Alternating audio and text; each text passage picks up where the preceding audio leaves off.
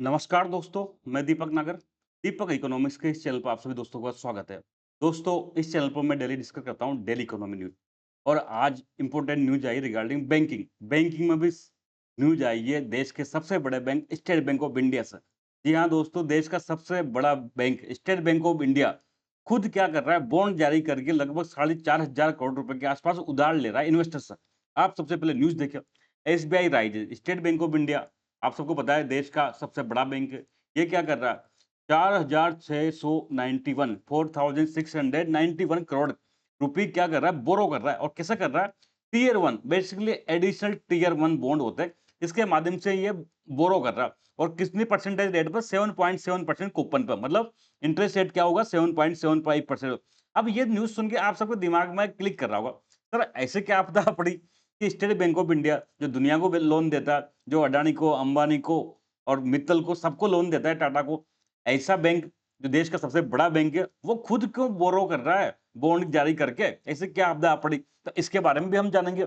जो बैंक दुनिया को लोन दे रहा है, वो खुद उधार ले रहा है, तो इसके बारे में भी हम आज दोस्तों यहाँ पर डिटेल में डिस्कस करेंगे। और 81 बॉन्ड क्या होता है, ये तो हम जानेंगे ही जानेंगे।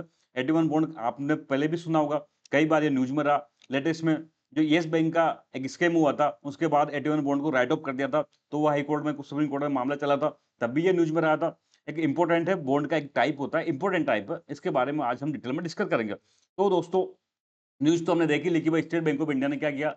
4,691 करोड़ रुपए एडिशनल टियर 1 बॉन्ड के माध्यम से जुटाए हैं। इस तो आप न्यूज़ देखिए, एसबीआई राइजेज 4,690, ये अमाउंट इंपॉर्टेंट नहीं है, कंसेप्ट इंपॉर्टेंट है। एडिशनल टियर 1 बॉन्ड क्या होते हैं, बाकी सबके बारे में क्यों ये जारी कर रही है, सब देखेंगे अब। बाय सेलिंग टियर 1 बॉन्ड, एक 81 बॉन्ड सेल करके कितना पैसा इकट्ठा किया इसने? 4,691 करोड़। अब ऐसा क्यों किया? This is SBI first Basel third compliant additional tier 1 bond for the current financial. भाई इस वित्तीय वर्ष के लिए पहली बार ऐसा बॉन्ड जारी किया गया, जिसका ऑब्जेक्टिव क्या है? जो बेसल 3 रूल है, बेसल 3 आप सबने बेसल का नाम सुना होगा, इसके बारे में हम आगे डिस्कस करेंगे। तो बेसल 3 में कुछ रूल है, उन रूल की कंप्लाइज करने के लिए दोस्तों ये 81 बॉन्ड जारी किए गए, न कि लोन देने के लिए। इन बॉन्ड से जो पैसा इकट्ठा होगा वो बैंक एसबीआई किसी को लोन नहीं देगा।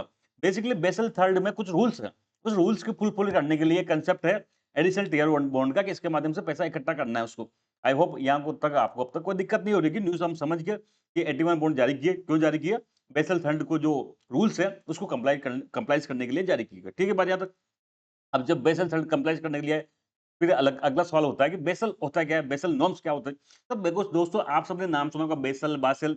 ये नाम बहुत टाइम से 10-20 साल से चर्चाओं में, कई बार एग्जाम क्वेश्चन पूछे आया, सिंपल से लेकर बहुत जटिल तक क्वेश्चन पूछे आए। तो सबसे पहले बासल कोई चिड़िया का नाम नहीं है दोस्तों।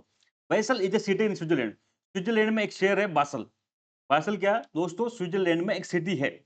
उस सिटी पे वो क्या है, एक एक बैंक है बहुत important, bank for international settlement है, बीआईएस। इस बैंक ऑफ इंटरनेशनल सेटलमेंट का नाम सुना होगा आपने। दोस्तों, ये सेंट्रल बैंक का भी सेंट्रल बैंक है। जैसे इंडिया में reserve bank of India, America में फेडरल बैंक है, पाकिस्तान में कुछ और होगा, चाइना में पीपल्स बैंक ऑफ चाइना होगा। ये जितने भी दुनिया के सेंट्रल बैंक है ना, इन सब ने मिलकर एक सेंट्रल बैंक बना रखा है, जिसका क्या नाम है? Bank for international settlement. ये कहाँ पर बैठता है? ये बासेल में बैठता है दोस्तों, जो स्विट्जरलैंड में एक सिटी है। यहाँ तो कोई दिक्कत नहीं। इस बासेल में के बीआईएस में एक ऑफिस है, एक कमेटी बना रखी है इस बीआईएस में, जिसका नाम है Basel committee on banking supervision. क्या नाम है? Basel committee on banking supervision, BCBS. समझो बात को, बेसल नाम कुछ नहीं है। बेसल सबसे पहले तो एक सिटी है स्विट्जरलैंड का। वहीं पे एक इंटरनेशनल इंस्टीट्यूशन है, जो सेंट्रल बैंक का भी सेंट्रल बैंक कहलाता है, bank for international settlement, BS. इस बीआईएस के अंदर में एक कमेटी बना रखी इन्होंने, क्या नाम है उसका? Basel committee on banking supervision, BCBS. यहाँ तो कोई दिक्कत नहीं होनी चाहिए दोस्तों। बैंकिंग में आप सबको पता है सबसे जटिल टॉपिक क्या माना जाता है? सबसे जटिल टॉपिक माना जाता है बासल नॉर्म।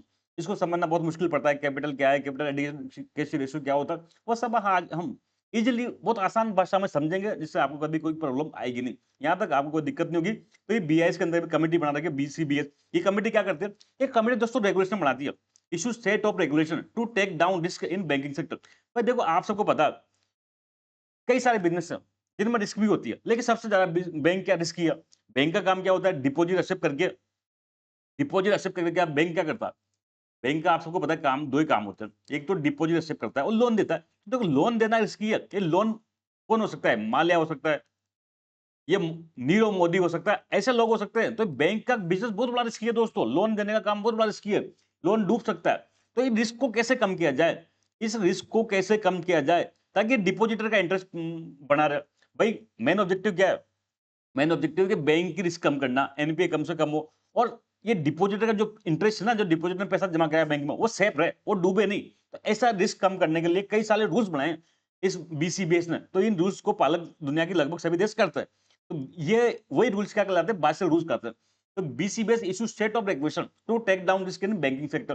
बैंकिंग सेक्टर में रिस्क है, रिस्क क्यों है? मैंने बताया, लोन देते हैं, वहां पर पैसा डूबने का रिस्क है। तो उस रिस्क को कम करने के लिए कुछ सेट ऑफ रेगुलेशन बनाए, जिनको क्या कहा? बासेल रूल्स कहा। ऐसा जब पहली बार आया तो बासेल 1 1988 में आए थे।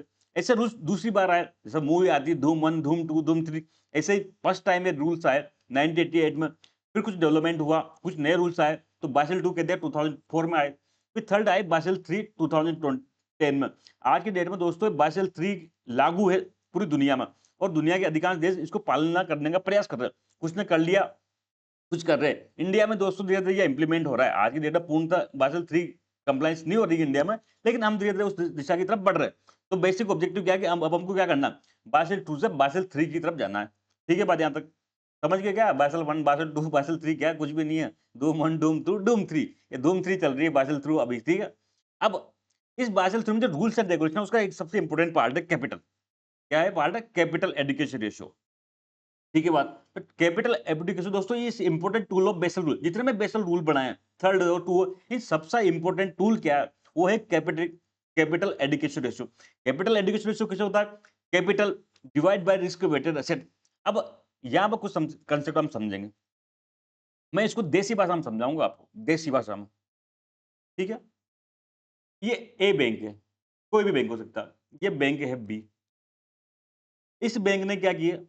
अपनी जेब से, जो इसके प्रमोटर था जिसे बैंक खोला, उसने 100 करोड़ रुपए लगाए और बिजनेस चालू किया। ठीक है, इन्होंने डिपॉजिटर से कितना? 1000 करोड़ रुपए डिपॉजिट ले लिया। ठीक है, और 1000 करोड़ रुपए लोन दे दिया। हम यहाँ पर सीआरआर वगैरह भी जीरो मान लेते हैं। ठीक है, ये लोन दे दिया। अब ये लोन रिस्की है, आप सबको पता है, लोन तो रिस्की, पैसा डूब सकता है। तब कोई 1000 करोड़ रुपए डूब गया या इसमें तो कुछ पैसा डूब गया, तब पैसा, ये डिपॉजिट का पैसा कहां से आएगा? दूसरा कंडीशन है कि इसने लगाया 500 करोड़ रुपए, प्रमोटर ने। ठीक है बात यहां तक? प्रमोटर ने अपना पैसा, जो बैंक खोल रहा है, उसने 500 करोड़ रुपए लगा, अब धंधा चालू कर दिया, बैंक खुल गया। अब इसने क्या किया? डिपॉजिटर ने 1000 करोड़ रुपए डिपॉजिट ले लिया। अब ये 1000 करोड़ रुपए क्या करे? यहाँ पर लोन में लोन में घुमा दे। अब बताओ कहां पर ज्यादा पैसा सेफ है? तो आप सब कहोगे कि सर बी में बैंक में ज्यादा पैसा सेफ है। क्यों? अगर यहाँ 500 करोड़ रुपए लोन देता है, तो चूंकि इस प्रोमोटर ने ज्यादा पैसा लगाया, तो इस पैसे से ही डिपॉजिटर की भरपाई हो सकती है। यहाँ तो 100 करोड़ ही है, 1000 करोड़ की भी भरपाई कैसे होगी? तो दोस्तों ये क्या कहलाती? कैपिटल कहलाती। क्या कहलाती? कैपिटल। मतलब खुद का पैसा। बैंक लोन में कितना दे रहा है वो मैटर नहीं है, खुद का पैसा कितना लगा रहा है। जितना ज्यादा बैंक का खुद का पैसा होगा कैपिटल के रूप में, वो बैंक उतना स्ट्रांग माना जाएगा। माना जाएगा, नहीं माना जाएगा? ठीक है बात यहाँ तक? अब दूसरा कंसेप्ट कहते हैं कैपिटल एडिक्वेसी रेशियो, CAR। कुछ नहीं है, ये बैंक ने क्या किया? डिपॉजिट लिया, समझ को 100 करोड़ रुपए डिपॉजिट लिया, लोन दे दिया। अब लोन दिया तो लोन में जोखिम है नहीं है? मुझे बताओ, लोन में जोखिम, समझ करो, पर्सनल लोन दिया, इसमें अलग जोखिम है। कार लोन दिया, ये अलग जोखिम है। हाउसिंग लोन दिया, इसमें अलग जोखिम है। या फिर कोई रियल एस्टेट का, या फिर और कोई काम लोन दिया, इसमें अलग जोखिम। तो दोस्तों बैंक जो लोन देता है उनमें जोखिम अलग अलग होती है। आप देखो, अगर बैंक ने किसी को हाउसिंग लोन दिया तो वो सेफ है कंपेयर टू एजुकेशन। किसी को एजुकेशन लोन दिया 50 लाख रुपए का, वो नौकरी नहीं लगा तो 50 लाख डूबेंगे। लेकिन अगर बैंक ने किसी को हाउसिंग लोन दिया 50 लाख रुपए का, अगर वो लोन नहीं चुका रहा तो बैंक उस मकान पर कब्जा करके बेच देगा, तो 40-50 लाख तो आ ही जाएंगे, तो कम रिस्क है। तो ऐसा दोस्तों क्या करते हैं, इनको रिस्क वेटेड देते हैं। बैंक का जो लोन होता है ना, उसको रिस्क कितना है, सपोज करो ये रिस्क है 50%। यहाँ पे हो सकता है कार में 80%, या हाउसिंग में हो सकता है 60%। ऐसा इनको सबको एक क्या करता है, रिस्क वेटेड दे रखा है कि भाई इस बैंक में इतना रिस्क है। इन सबको जोड़ लो, टोटल रिस्क वेटेड। तो जो ये लोन दिया ना, वो कहलाएगा टोटल रिस्क वेटेड। तो मेरे को देसी भाषा में समझा देता हूँ यार, कुछ नहीं। आप तो ये मान लो बैंक ने 100 करोड़ रुपया दिया, तो ये पूरा का पूरा क्या? रिस्क है। रिस्क है, डूब सकता है पैसा, तो इनको कहेंगे रिस्क वेटेड एसेट्स कहेंगे। ठीक है बात? एसेट्स है क्योंकि लोन दे रहा है तो एसेट होता है। अब इस 100 करोड़ की तुलना में ये बैंक की अपनी कितनी कैपिटल है? अगर 9 करोड़ रुपए है, तो हम कहेंगे CAR कितना है? 9%। अगर हम कहेंगे ये 15% है, तो हम, अगर 15 करोड़ है, तो हम कहेंगे CAR 15% है। तो बताओ CAR ज्यादा होना चाहिए, कम होना चाहिए? कैपिटल एडिक्वेशन ज्यादा, जितना ज्यादा होगा बैंक उतना स्ट्रांग होगा। ये तो फॉर्मूला है, देखो आप। कैपिटल एडिक्वेशन रेशियो क्या होता है? कैपिटल बटा रिस्क वेटेड एसेट। सपोज करो रिस्क वेटेड एसेट लोन 100 रुपए है। अब 9 रुपए कैपिटल है तो हम कहेंगे सीआर 9%। अगर 10 रुपए कैपिटल लगा रहा है तो सीआर कहेंगे 10%। तो जितना ज्यादा सीआर होगा उसका मतलब क्या है? सीआर का मतलब क्या है कि भाई लोन के सामने अपना खुद की जेब से पैसा ज्यादा लगा रहा है बैंक। तो यही तो चाहते हैं ना भाई, सीआर ज्यादा हो, ज्यादा ज्यादा बैंक अपने जेब से पैसा लगाए, प्रोमोटर पैसा लगा, डिपॉजिट का पैसा इंटरेस्ट हो जाए। मतलब सीआर 9% है। अब एक और देसी एग्जाम्पल समझाते हैं, ठीक है? 100 करोड़ रुपए का क्या हुआ? लोन लिया, डिपॉजिट आया, 100 करोड़ लोन दे दिया। अब यहाँ पे सपोज करो सीआर 10% था, तो 10 करोड़ तो ये क्या कर रहा है? बैंक अपने जेब से खुद लगा रहा है 10 करोड़ रुपया। अब सपोज करो ये 100 करोड़ में से अगर 10% एनपी हो जाता है, 10% एनपी हो जाता है, मतलब 10 करोड़ रुपए डूब गया, 90 करोड़ ही वापस आए। तो 90 करोड़ तो वापस आए तब भी, क्योंकि लुटाने तो यहाँ 100 करोड़ थे, तो ऐसे स्थिति में 10 करोड़ ये जो है ना, यहाँ से इसकी भरपाई की जा सकती है। ये अमाउंट जितनी ज्यादा होगी सीआर, उतना ही बैंक आसानी से पैसा क्या कर पाएगा? डिपॉजिट का इंटरेस्ट प्रोटेक्ट कर पाएगा। तो जितने भी बासल रूल्स का यही है कि भाई कैपिटल एडिक्वेशन रेशियो बैंक के लिए ज्यादा होना चाहिए। हर बैंक को अपना पैसा ज्यादा रखना चाहिए, ताकि बैंक कोलैप्स नहीं हो, बैंक फेल ना हो, बैंक उतना ही मजबूत बना जाएगा। वही बात है, दुकान खोल ली हमने, हमने दुकान में अपना जितना पैसा लगाएंगे उतना दुकान मजबूत होगी, उतना ज्यादा बिजनेस स्ट्रांग होगा। हमने सारा काम उधर पे ले रखा है, इधर से उधार लिया उधर बेच दिया, तो वो दुकान चलेगी नहीं, थोड़ा सा झटका आएगा, कच्चा माल की सप्लाई बंद होगी, या किसी ने 2 बार तुरंत पैसा मांग लिया तो वो दुकान फेल हो जाएगी व्यापार। ऐसा ही सेम है बैंक में। बैंक अपने पास जितना पैसा लगा रहा है, जितना ज्यादा लगाया उतना बैंक मजबूत होगा। मैंने 20 एग्जाम्पल देके ये बात आपको साबित कर दी। आई होप आपको कंसेप्ट समझ में आया होगा कैपिटल एडिक्वेशन रेशियो का। Capital divide by risk weighted asset. इसको देखो कुछ नहीं, जो लोन दे रहे हैं ना उसको आप क्या मान लो? आरडब्ल्यूए मान लो देसी भाषा में। ज्यादा जटिल फॉर्मूले में नहीं जाऊंगा, नहीं तो फॉर्मूला होता है। आरबीआई ने क्या कर रखा है? हर प्रकार के लोन का रिस्क वेटेड एसेट कर रखा है कि भाई हाउसिंग लोन का 60% है, उसका इतना, उसमें हमने जाना, हम तो जितना लोन दिया उसको सारे को क्या करते हैं? आरडब्ल्यूए मान लेते हैं। समझ गया? तो अब क्या चाहिए उद्देश्य? कैपिटल एडिक्वेशन ज्यादा होना चाहिए। ठीक है, बात यहाँ तक। कैपिटल में दिक्कत है। अब कैपिटल भी कई प्रकार के होते हैं भाई। देखो आपको मैं कहूँ, आपके पास पैसा है, संपत्तियां हैं, कैपिटल है आपकी, तो हो सकता है आपके पास मकान भी हो, आपके पास दुकान भी हो, आपके पास बैंक में एफडी भी हो, आपके पास गोल्ड गोल्ड हो, आपके पास कोई रियल एस्टेट में एग्रीकल्चर लैंड हो, तो कई तरह की संपत्तियां हो सकती है। ऐसे जो बैंक पैसा लगा रहा है कैपिटल, वो कई प्रकार की हो सकती है। कई प्रकार से बैंक पैसा लगा सकता है। जब प्रोमोटर इन्वेस्ट कर रहा है, बैंक खो रहा है, तो जो सबसे एक दो तरह की कैपिटल होती है। एक तो होती है टीयर 1 कैपिटल, जो बेस्ट होती है। आपको एकदम पैसे की जरूरत पड़ रही है, तो गोल्ड अच्छा चीज है कि रियल एस्टेट या फिर प्लॉट अच्छी चीज है? तो आपको गोल्ड अच्छा, गोल्ड तुरंत बेच के आता है, gold is good compare to plot या फिर लैंड। तो ऐसे दोस्तों कैपिटल जो होती है बैंक में लगा रहे हो, कई प्रकार की हो सकती है। 2 प्रकार की होती है, tier 1 capital, tier 2। Tier 1 capital बहुत बेस्ट मानी जाती है, ये अच्छी क्वालिटी की मानी जाती है। ये कोर कैपिटल होती है दोस्तों, इंपॉर्टेंट होती है। कोर कैपिटल मतलब जो बेसिक, इसमें क्या होता है? हाई क्वालिटी होती है दोस्तों, ये कंपेयर टू टीयर 2 क्वालिटी इसकी हाई होती है, गुणवत्ता अच्छी होती है। जैसे क्या होती है? Share capital.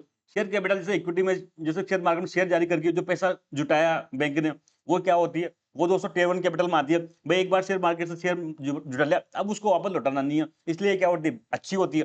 डिस्क्लोज रिजर्व, जो बैंक का क्या होता है? खुद ने अपना रिजर्व को डिस्क्लोज कर रखा है, दुनिया को दिखा रखा है ओपनली, तो वो क्या होती है? वो भी अच्छी मानी जाती है, पूरी दुनिया को पता है, तो वो डिस्क्लोज, तो ये भी अच्छी मानी जाती है। तो इस प्रकार के जो कैपिटल होती है वो दोस्तों टीयर 1 कैपिटल कहलाती है। इसके भी 2 प्रकार होते हैं। Common equity tier 1। Common equity tier 1 generally है ना, शेयर मार्केट में इक्विटी जारी करके, शेयर जारी करके इकट्ठी की जाती है। इसके अलावा दोस्तों सेकंड टाइप की होती है एडिशनल टीयर 1, 81। देखो फिर मैं बता रहा हूँ, कैपिटल 2 प्रकार, टीयर 1 बेस्ट, उसके भी 2 टाइप, कॉमन इक्विटी टीयर 1 और एडिशनल टीयर 1, 81। ये एडिशनल टीयर 1 दोस्तों जनरली 81 बॉन्ड जारी करके इकट्ठा की जाती है। अब आप जोड़ो, स्टेट बैंक ऑफ इंडिया को क्या करना है? बाइसल 3 अप्लाई करना है। बाइसल 3 करने के लिए क्या करना पड़ेगा? एडिशनल टीयर 1 कैपिटल रखनी पड़ेगी। एडिशनल टीयर 1 कैपिटल कहां से आएगी? तो एडिशनल टीयर 1 बॉन्ड जारी करके आएगी। इसलिए स्टेट बैंक ऑफ इंडिया क्या कर रहा है? 81 बॉन्ड जारी कर रहा है। न केवल state bank of India, India के सारे बैंक आज के टाइम में पिछले 1-2 साल से 81 बॉन्ड जारी करके एडिशनल टीयर 1 कैपिटल को इकट्ठा कर रहे हैं अपने पास में। समझिए बात यहां तक। सेकंड कैपिटल होती है दोस्तों टीयर 2 कैपिटल। ये क्या होती है? थोड़ी कंपेयर टू लोअर होती है टीयर 1 की, क्वालिटी थोड़ी खराब होती है, एकदम इमरजेंसी में काम नहीं आ सकती। Where is undisclosed reserve, reserve तो है लेकिन अनडिस्क्लोज्ड है, तो ऐसा ये भी कम, जो मतलब कम काम की चीज है। रिवोल्यूशन रिजर्व, जो रिवोल्यूट करता है ना, उसका रिजर्व का भी क्या होता है? टीयर 2 कैपिटल है। कंपेयर टू ये, कंपेयर टू क्या होती है? क्वालिटी इसकी डाउन होती है टीयर 1 कैपिटल की। ठीक है बात। अब ये जो बेसल रूल थे, इस सेकंड जो था ना, उसमें था कि कैपिटल एडिक्वेशन रेशियो कितनी होनी चाहिए? 8% होनी चाहिए। लेकिन दोस्तों बाइसल थर्ड ने कैपिटल एडिक्वेशन रेशियो को बढ़ा के 9% कर दिया, और इसमें एक और कंसेप्ट जोड़ दिया, CCB, counter cycle capital buffer. CCB 2.5% का, अगर इस सीसीबी को भी मिला दी तो 11.5% सीएआर या कैपिटल होना चाहिए। तो दोस्तों अब सोचो, बासेल 2 में कितना था कैपिटल सीआर 8%, 3 में कितना हो गया 9%, उसको भी जोड़ लें सीसीबी को तो 11.5%। अब सोचो बासेल 2 से अगर बासेल 3 की तरफ बैंक को शिफ्ट करना है, अब तक बैंक इंडिया का state bank of India Basel 2 को फॉलो कर रहा था, तो वो CR capital adequation ratio 8% maintain कर रहा था। अब उसको 11.5% करना है, तो 3.5% और बढ़ाना है। और बढ़ाना तो क्या करना है, कैपिटल चाहिए भाई, इसको कैपिटल इंक्रीज करना पड़ेगा। मैंने बताया ना, बैंक जितना ज्यादा मजबूत है उतना कैपिटल बढ़ाया जाएगा। इसलिए बासेल 2 से बासेल 3 क्या सीएआर बढ़ाया गया ताकि और ज्यादा कैपिटल इकट्ठा कर। अब कैपिटल चाहिए तो कैपिटल टीयर 1 भी चाहिए, टीयर 2 भी चाहिए। टीयर 1 में क्या था 81 था, तो इस 81 टीयर कैपिटल को इकट्ठा करने के लिए क्या करना पड़ेगा, एक इंस्ट्रूमेंट होता है 81 बॉन्ड, उसके माध्यम से ये इकट्ठा की जाती है। इसलिए दोस्तों ये जो 81 बॉन्ड है, ये केवल बॉन्ड जारी करके इकट्ठा कैसा की जा सकती है 81 कैपिटल। जो डिपॉजिट में पैसा आया उसको नहीं रखने, क्योंकि कैपिटल का मतलब ही क्या है, बैंक को अपने जेब से रखना है, डिपॉजिटर का लेन देन नहीं है। इसलिए 81 बॉन्ड जारी करके क्या कर रहा है ये इसको 81 बॉन्ड जारी करके 81 कैपिटल के का जो रेशियो उसको पूरा करने का प्रयास कर रहा है। ठीक है बात, यहां तक तो बेसल 3 में रूल हो गया, 11.5% हो गया। अब इसमें दोस्तों अगर हम सब डिवीजन करें तो टीयर 1 7% कैपिटल होनी चाहिए, टीयर 2 2% होनी चाहिए। ठीक है बात, यहां तक। अब टीयर 1 में दो सीटी 5.5%, कॉमन इक्विटी टीयर 1 5.5% होनी चाहिए, और 81 1.5% होनी चाहिए। अब वो 1.5% कहां से आएगी, तो बॉन्ड जारी करना पड़ेगा ना, तो इसलिए क्या कर रहे हैं बैंक 81 बॉन्ड जारी कर रहे हैं। अब समझ गया लॉजिक पूरा कि state bank of India 81 bond जारी क्यों कर रहा है। ठीक है बात यहां तक, तो मुझे बताओ लॉजिक। अब हो गया था, फिर अब पढ़ते हैं एडिशनल टीयर 1 बॉन्ड क्या होता है, 81 बॉन्ड। देखो बॉन्ड के मैंने कई बार बता रखा, बॉन्ड क्या होता है, एक तरह से कोई कंपनी जैसे समझ करो स्टेट बैंक ऑफ इंडिया, इसको पैसा उधार चाहिए, तो इसने बॉन्ड जारी कर दिया, ये 100 रुपए का बॉन्ड जारी कर दिया भाई। ठीक है, 100 रुपए का बॉन्ड जारी कर दिया, इस पर कह दिया कि 8% इंटरेस्ट है और 5 साल के लिए है। अब आपको क्या मिलेगा, पहले साल 8 रुपए इंटरेस्ट मिलेगा, दूसरे साल भी 8 मिलेगा, थर्ड ईयर भी 8 मिलेगा, फोर्थ ईयर भी 8 रुपए इंटरेस्ट मिलेगा, और फिफ्थ ईयर भी 8 रुपए मिलेगा, और लास्ट में आपको मूल राशि जो प्रिंसिपल अमाउंट है ये मिल जाएगी। यही बॉन्ड का कंसेप्ट होता है। ये हम उधार देते हैं, आपने किसी को 1 लाख रुपए उधार दिया 10% ब्याज में, तो हर साल आपको 10,000 रुपए ब्याज मिलेगा, और लास्ट में 5 साल बाद 6 साल बाद वो 1 लाख रुपए आपको मूल मिल जाएगा। ये बॉन्ड क्या उधार ही तो है। लेकिन दोस्तों 81 बॉन्ड इज डिफरेंट। कैसे, अब सुनो 81 बॉन्ड क्या होता है, जैसे 100 रुपए का बॉन्ड जारी कर दिया आपने 8% इंटरेस्ट पर, तो दोस्तों अब ये क्या होता है, परपेचुअल होता है। इसका टाइमलाइन नहीं है, क्या नहीं है, टाइमलाइन नहीं है। ये 5 साल 8 साल के लिए नहीं है, जिंदगी भर 50-100 साल तक इसको क्या करेगा, आपको ब्याज मिलता रहेगा। तो 81 बॉन्ड क्या होते हैं, परपेचुअल होते हैं, इसको रिटर्न नहीं करना, ना इसका पैसा जो मूल राशि है ना, वो वाले 8 साल ब्याज देते रहो देते रहो देते रहो।